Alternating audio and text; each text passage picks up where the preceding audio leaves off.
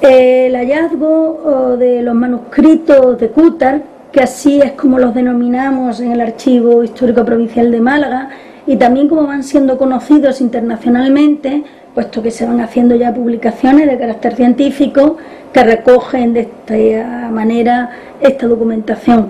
El hallazgo consistió, y de hecho consiste, lo que pasa es que se van averiguando cosas con respecto a esos documentos, en un Corán y en 2 cuadernos que incorporan una serie de documentos que ahora comentaremos. Con respecto al Corán, es un Corán andalusí, fechado en el siglo XIII, en algún caso, y hay algún investigador que piensa que puede ser un poquito anterior, de finales del siglo XII, y corresponde a las tipologías que en esa época, en el siglo XIII, se están haciendo en lo que era Al-Ándalus.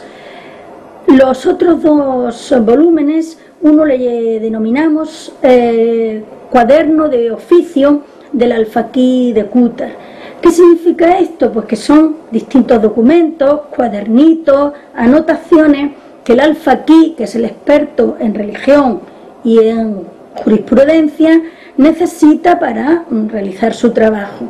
Y el tercer volumen, que le llamamos un cuaderno personal, pues ahí el alfaquí probablemente, también él, va insertando y preparando temas variados que le interesan a lo largo de su vida. Es en este cuaderno personal, o mejor dicho, cuadernos personales, donde también ha aparecido la documentación de carácter esotérico o mágico, un tanto poco ortodoxo, si se puede decir, para lo que era la figura de un alfaquí, pero que no es extraño que aparezca en este tipo de documentación. Toda la documentación referente a estos cuadernos puede estar fechada en la segunda mitad del siglo XV.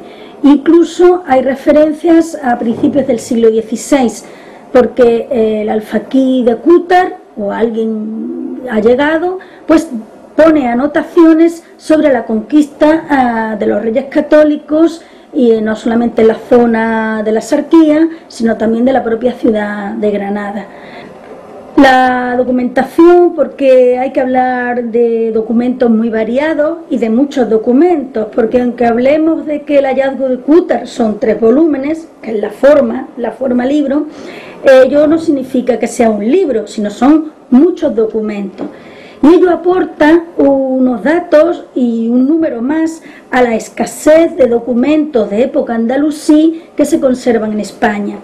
¿Y por qué se conservan pocos? Porque los musulmanes fueron expulsados desde el Duero hacia Andalucía, y en esa huida o bien siempre se llevaban sus documentos, al menos los más importantes, o bien eran destruidos por las tropas conquistadoras, o en algunos casos eran también cogidos por los conquistadores porque eran documentos necesarios para luego manejar el territorio conquistado. Por lo tanto, el hallazgo de Cútar significa que tenemos muchos documentos, un aporte nuevo para hacer temas de investigación sobre la Edad Media peninsular y sobre todo en Al-Ándalus. El Corán aporta menos información, porque claro, todo el mundo conoce el Corán.